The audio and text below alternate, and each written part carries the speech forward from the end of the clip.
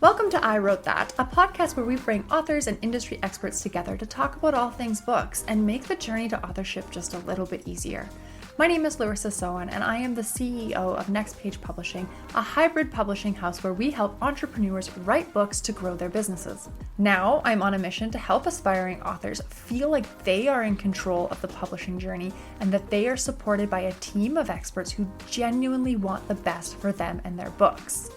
If you are in the very beginning of your journey, or maybe you have a manuscript that you're finished and you're not sure how to get it out into the world, I encourage you to reach out to us at nextpagepublishing.net. You can schedule your free discovery call and find out how our team of experts can make your journey to being a published author easy, smooth, and successful. Now, without further ado, let's get on to our next amazing guest and make your journey to authorship a little less complicated. Welcome to another exciting episode of I Wrote That. I cannot believe we're halfway through season 4 already. It feels like time is flying.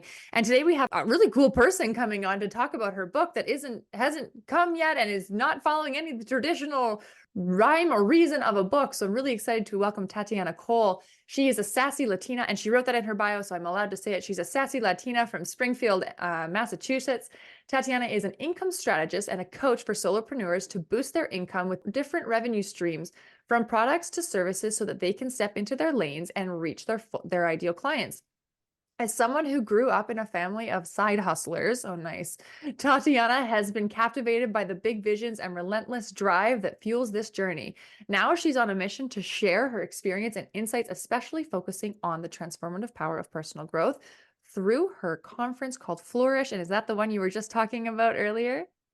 It is. Yes, so that's so cool. Welcome, Tatiana. Yeah, thank you so much for having me. I'm really looking forward to chatting about the book process because I never would have saw myself as an author. Okay. Yeah. And you haven't taken it the final step. So tell us everything that's gone into this book and the whirlwind 3 to 5 days that you took to write it. Yeah. Oh my goodness.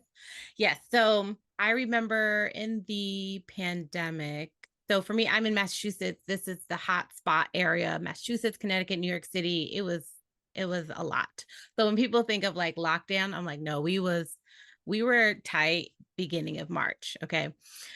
Where other people didn't lock down until April. So during that time, it was a time for being like in your own thoughts and your own feelings.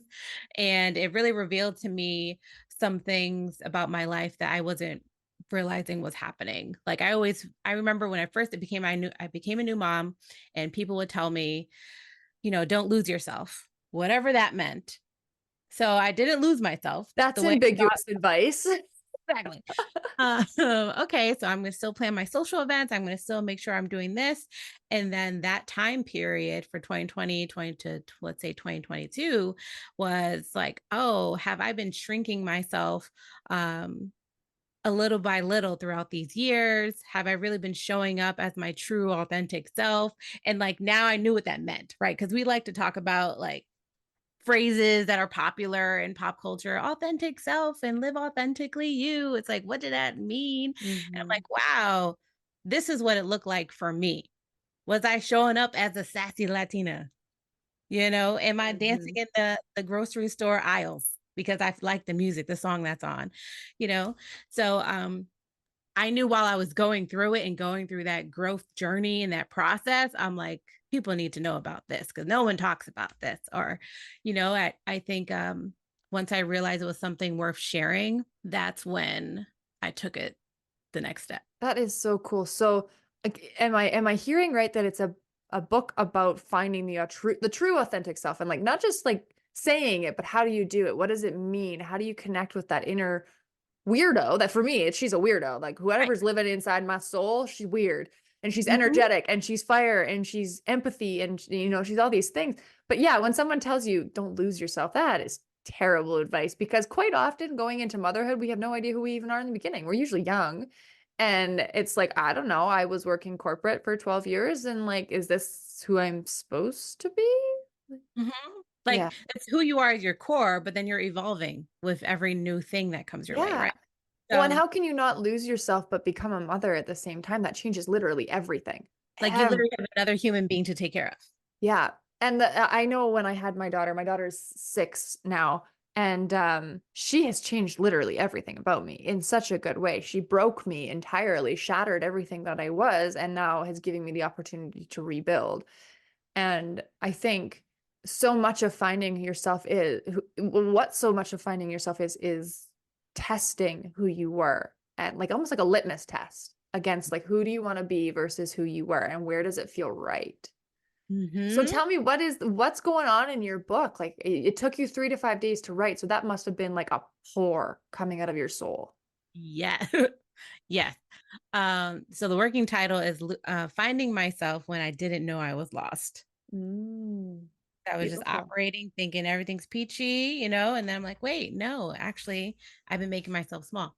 So when it came to writing it, a good friend of mine, Mercy Miles Jenkins, she hosted a book cave and she had stopped doing it for a while and she randomly posted about it again. I'm like, huh.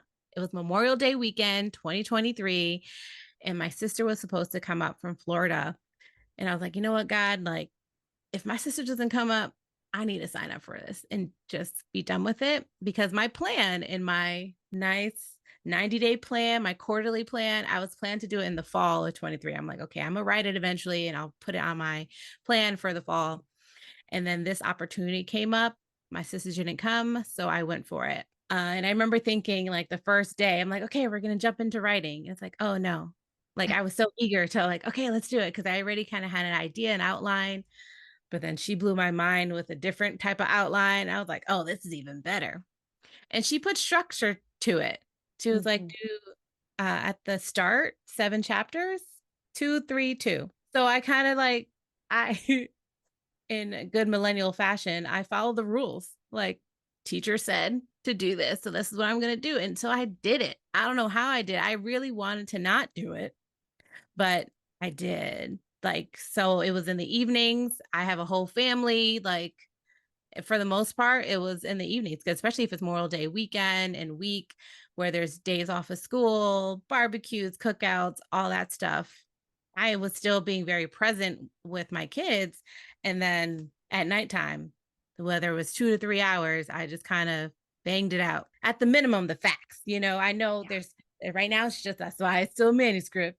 Yeah, There's that's a whole right. bunch of other stuff I need to add to it, but I'm like, let me just put down the meat of it.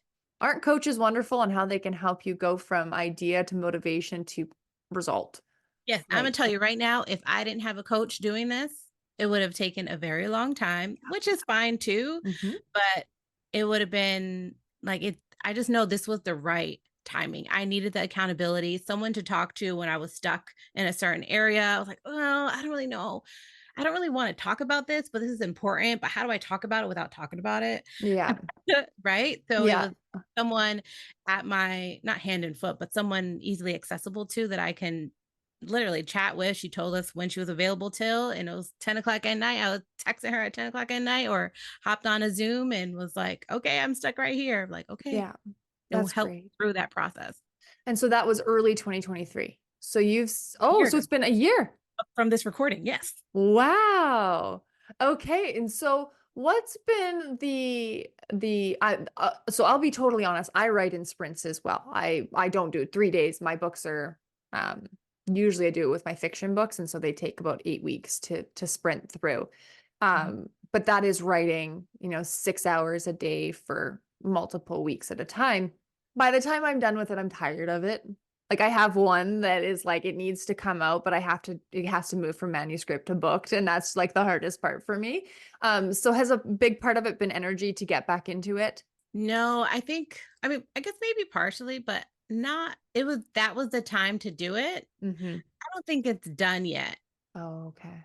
Like the first rendition, but I'm really, for me, so I'm a Jesus believer, and for me I'm like taking lead from when he says to pick it up again, Oh, okay. because my logistical business coachy person was like, okay, I did the manuscript, it's going to take me about this long for review revisions, and then I'm going to have it ready for the conference that now by the time this is published, that would have been in June of 2024.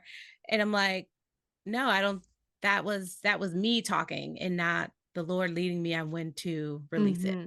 I'm concentrating on now journaling if any other stuff comes up to make sure I can remember if it is time to add that to the book. Right. So when it comes to the writing process yourself, you went really, really quickly. How are you expecting the editing, the revising process to go? Do you want to do it the same way in sprint style, or what are you thinking there? You don't know yet. Ooh, I don't think I'm gonna be well, so with you talking about you writing sprints, like this is my life and like I a lot of the things in my life are in sprints sometimes. Like I am the person with her, I'm cleaning something, I'm going to rearrange the whole entire room and do all this stuff in one day. I'm like I'm project mindset. It's really hard for me to have a consistent routine with cleaning, but I can do it in 2 hours, do everything Hmm. that needs to get done in 2 hours. So I would like to think I'm gonna do it in a sprint, but, in order for me to get into, I would say in more creative mode and, the words I'll need to use to describe different areas and the feelings. Because right now, like I said, it's just the facts. It's not giving any zhuzh, it's not giving you any, descriptive, notes. So I feel like I'm gonna take that a chapter at a time. Yeah. And that makes a lot of sense, right? Going with the feeling because you did it exactly right. Like you did it bang on. The first draft is all about the facts, and the second draft is about the feeling, the emotion, and the connection, right? How do you bring your readers in so that they feel like they're living the story with you? So you're bang on. You're doing it exactly the way a lot of writers do it. So take solace in that. You did good. Now, I'm going to switch gears because the book is coming, and I'm going to have you back on when the book comes out so that we can talk about how the second half went. But let's talk about your serial side hustle. I'm going to call it the being raised by entrepreneurs and things like that. That is so cool. And I can see why that leads to a lot of creativity and going with the flow and leaning into whatever your version of a Jesus is. Mine's the universe, right? Into the flow that they're guiding you. How has that affected your business? It's one of those things I didn't realize until maybe a couple of years into my business. It's almost like for folks when it comes to appreciating your parents for all that they have done, even in their shortcomings, like that doesn't come until you're in your 20s, probably. Oh, Like yeah. for me, 20s, like, oh man, I really do appreciate you, like I'm so grateful for you. Like you don't realize until later on. That's the same thing that happened to me. When I realized, I'm like, wait, my father owned his own side business. He had a full-time job and then he had a cleaning business on the side, primarily doing rug cleaning. And then he expanded to cleaning different condo complexes and other things. So he was the first example because my siblings and I would help him on different jobs. I know so much about cleaning and waxing floors and different electrical things because of my father and helping him on the job. So, and then I also saw some of the business side of the bookkeeping part. I remember helping him with some of that and watching him, do his books every month. So that's definitely been inspiring to continue. I'm like, oh, I am on the right path because as an entrepreneur, many times in the beginning, you want to quit several times, but it just keeps coming back to me. He comes back to me all the time. So my father was in that. My mom sews, so she would do craft shows and create different products. She does quilts primarily, but then she dabbled in like handbags. A couple family members did some MLM type stuff. And then I'm pretty sure my grandfather owned a bodega in New York at one point. I feel like I need to fact check that at some point. It's like me saying it. And I'm like, you know what? Knowing my dad, I need to fact check it. Hmm. I don't know if he's saying it. But yeah, it's just always been something I've heard about. It was always that secondary thing, and I'm hoping to be the first to do it full time. That is so cool. And so how do you bring this into other people's lives? How are you showing other people that this is the way? Because I totally believe this is the way. Like I have a side hustle, a crafting business is my side hustle. So I have the publishing house, and then I have a crafting business as well, where I do a lot of local stuff, local meetups with women's groups and things like that. And it's so fun. And I'd like to see it grow. But what are you like? Not everybody even thinks that way. And it's so funny. I'll just share a tiny, tiny story. The friend that I co-own the side business with, She's a single mom, works two jobs, like doesn't have free time or an extra dollar to spend kind of a thing. And we were brainstorming like ideas to come up with an extra $700 a month where she doesn't have to work a part-time job, like, And my husband works in a corporate career, and I'm used to thinking this way. I'm getting creative. I'm thinking of all the little entrepreneurs, like things you can invent and design and get made out of China and put on Amazon and all these things, right?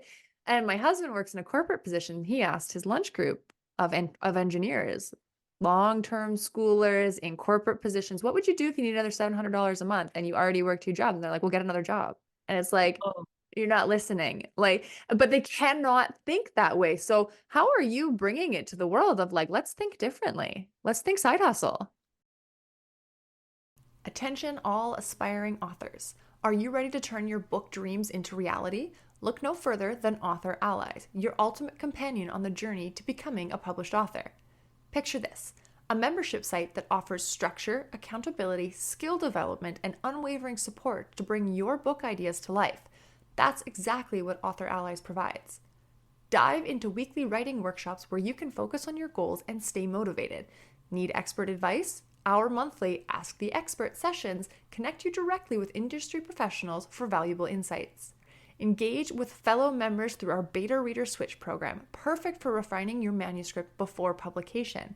Get access to a list of our verified resources so that when it's time to edit, design, and publish your book, you know where to turn.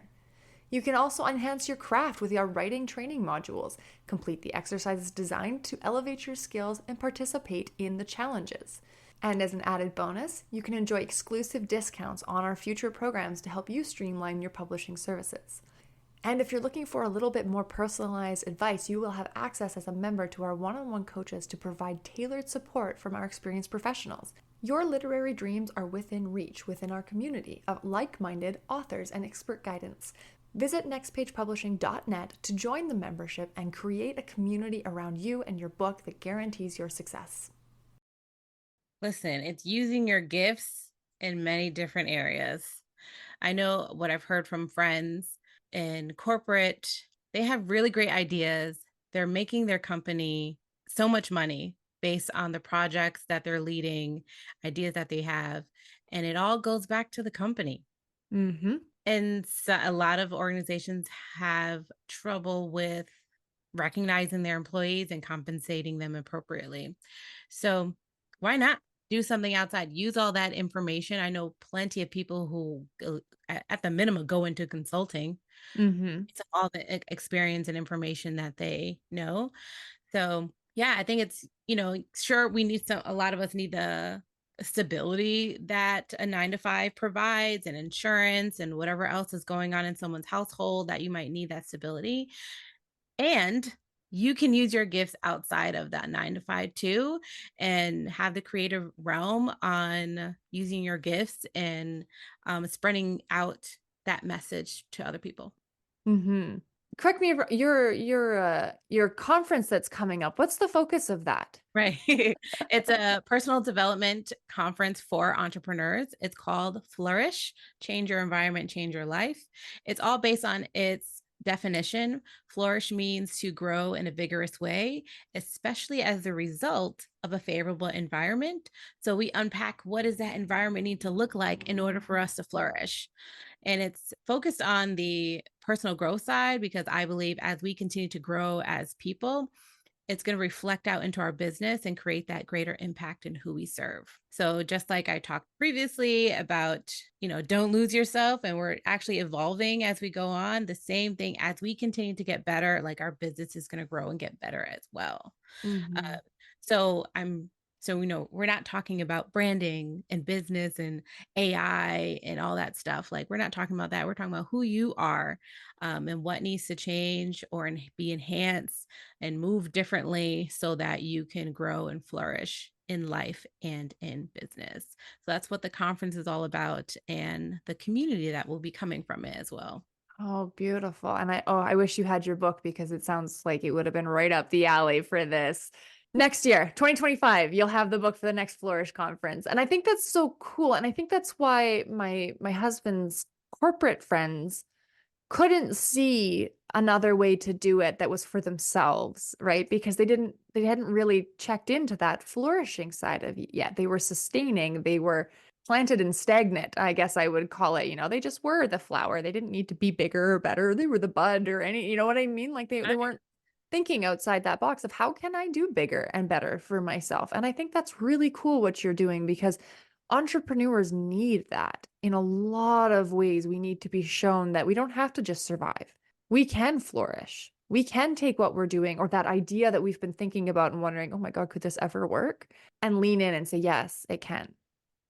And you never know until you do it. Yeah, that's so true. You never know because, I mean, so much can get in your way, and self-doubt being the number one thing. And I'm sure you're going to talk about this in your Flourish conference, but what advice would you have for people that they have an idea? And I'll be honest, I have a whole journal of ideas that I would like to pursue at some point.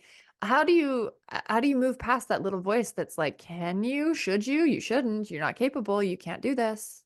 Get yourself a community of people. And most of the time, it's not your direct friends or family circle. Sometimes it can be like, you might have a friend. I sure hope so. But if not, get yourself plugged into like an entrepreneur group, whether it's a chamber of commerce, a local networking group, search it on, all the different platforms to see what's going on. Because when you're in the right space, people are willing to help you. Like, I'm always so excited about someone who wants to start a business. Like, oh my goodness, this is so great. I know all these resources to help you, like for people who are just starting out. Like SCORE, SCORE is a common business organization across the nation. Like they provide free mentors and different workshops. Like just get yourself plugged in because it might be lonely initially if you don't have support from your friends and family. But when you put yourself out there, start talking about your idea out loud and not just to yourself in the Hmm. mirror, like talking about it would help. Additionally, I would say if you text your closest 5 to 10 friends or family members, what are you really good at? Or what are you known for? That might tell you that you're on the right track. Hmm. Like, So asking them, tell me what I'm good at. mhm, Tell me what you know me for, what you would say about me. That's very cool. I'd like that. I don't have 5 to 10 friends that are that close with, but well, I mean, maybe I do now, but I can think of like 3 people I'd ask. right. Yeah. Just to get an idea, because you're thinking, oh, I think I'm really good at providing this type of information or making these different things, or, you're really good in the health and wellness field. You're like, you know what, that's exactly what I was thinking. I was thinking about becoming a nutritionist or making different meal plans. So, and some people, it's like, it just comes so natural to you that it's literally right in front of your face. That's such good advice to just ask. And also look for signs. I think journaling is a huge part. You said you journal as well. I'd like to pretend that I journal. I have like someone asked me the other day, do you journal? I was like, I have journals, like lots of them. Um, but like I go through reflecting on, seasons. yeah, exactly. Reflecting on what it is that lights your fire. What it Mhm. is that when you're sometimes I feel like I need a nap and then I'll lay down and I'll get this idea and I immediately have more energy in my soul. I don't need a nap anymore. I'm ready to get up and go work on that thing, whatever that thing is. And whether that's my keynote speech or it's the latest book project I'm doing or a craft or whatever it is, what is it that lights your fire? And I'm lucky as a publisher, reading books and writing books lights my fire. And so I get to do what I love every single day. But I also needed the physical creative side of it, not just the mental. So I do a lot of like working with my hands and resin and just weird artistic things that take me out of my head and onto like something physical. So I think, yeah, between asking and reflecting on what it is that was like your favorite part of the day. What conversations did you have that you loved that you could lean into and think about making some money off of and linking to a product or a career? For a while, I was on a kick that I wanted to make plus size socks because I have big feet and I hate wearing socks that are meant for one size fits all between 6 and 11. Well, I can guarantee you my size 10 feet don't fit in size 6 socks. Nope. And eventually I did find that there are plus size socks. So if anybody is like me too, well, just go to Amazon. Right. But that's the part of leaning into like what problem do you have that you want to solve? Because if you have the problem, other people have the problem. Right. Yeah. Yeah, we're definitely not alone in that. That's also, yeah, a good place to start too. Yeah, absolutely. Okay, so I'm going to ask you my two wrap-up questions, my favorite ones. One, do you have any offers for our listeners that you want to mention?